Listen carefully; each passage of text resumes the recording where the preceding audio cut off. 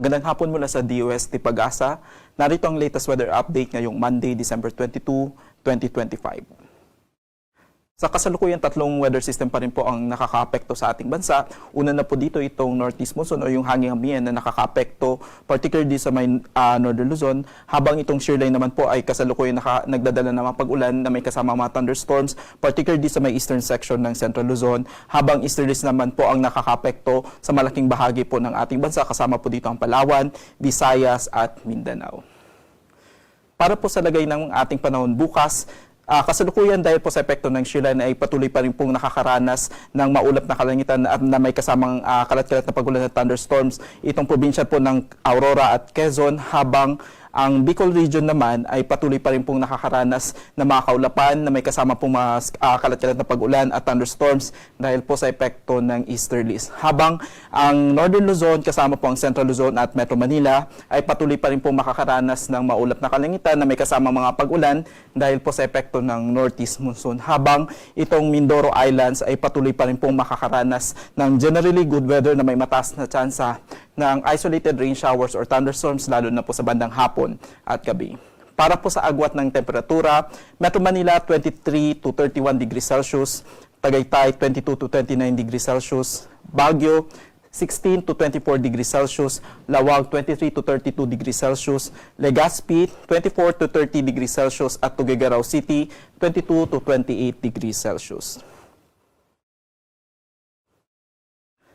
Ang malaking bahagi po ng Visayas, kasama po dito ang Dinagat Islands, itong Surigao del Norte, Surigao del Sur at kasama po ang Davao Oriental ay patuloy pa rin po makakaranas ng maulap na kalangitan na may kalat-kalat na pag-ulan at thunderstorm dahil po sa epekto ng easterlies, habang ang malaking bahagi po ng ating bansa kasama po ang Palawan at itong natitirang bahagi ng Mindanao ay patuloy pa rin po makakaranas ng magandang panahon. Ngunit asahan lang po natin ang mga mataas na tsansa na mga isolated rain showers or thunderstorm lalo na po sa bandang hapon at gabi. Para po sa agwat ng temperatura, Kalayaan Islands 24 to 30 degrees Celsius, Puerto Princesa 24 to 30 degrees Celsius, Zamboanga City 24 to 32 degrees Celsius, Iloilo 25 to 30 degrees Celsius, itong Cebu 26 to 30 degrees Celsius, Davao 24 to 33 degrees Celsius, Cagayan 24 to 31 degrees Celsius at dito sa may Tacloban 24 to 30 degrees Celsius.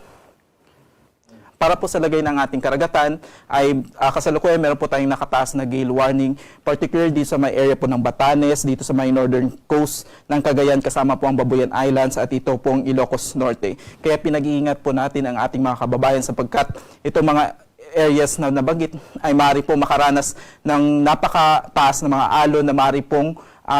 delikado sa ating mga kababayan, kaya pinapayuhan po natin sila na i-cancel yung mga maritime activities sa mga nabanggit na lugar. Habang sa natitirang bahagi ng Northern Luzon ay patuloy pa rin po makakaranas ng rough sea condition, habang itong Central Luzon kasama po ang eastern section ng Southern Luzon ay patuloy pa rin po makakaranas ng moderate to rough sea condition, habang sa natitirang bahagi po ng ating bansa ay makakaranas lang po sila ng banayad hanggang sa katamtamang mga pag-alon. Kanina naglabas po ang ahensya ng Special Weather Outlook para sa December 24, 25 at 26. At base po sa nilabas po na Special Weather Outlook, by Wednesday inaasahan po natin na generally good weather po ang aasahan sa malaking bahagi po ng ating bansa. Maliban na lang po dito sa may bahagi ng Batanes at Babuyan Islands kung saan maaari po silang makaranas ng mga isolated light rains dahil sa epekto ng northeast monsoon, habang inaasahan po na may mataas na chance ng mga isolated rain showers or thunderstorm lalo na po sa dito sa may eastern section ng ating bansa. By Thursday, December 25,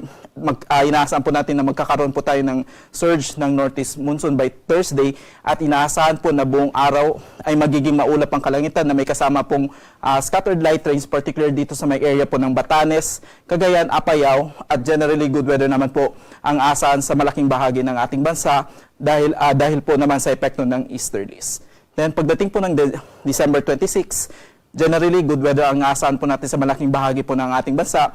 Aside from may mataas na tsansa ng isolated rain showers o thunderstorm lalo na po dito sa may Eastern Visayas at Mindanao, at base po sa TC threat potential na nilabas ngayong Lunes, ay wala po tayong ina-expect na formation po ng LPA or nakikitang sama ng panahon na nabubuo sa loob at labas ng ating Philippine Area of Responsibility sa susunod na 3 hanggang 5 araw. Dito sa Metro Manila, lulubog ang araw mamayang 5:33 p.m. at sisikat bukas ng 6:17 a.m. Mula dito sa DOST Pag-asa, ako po si Munir Baldomero. Maraming salamat.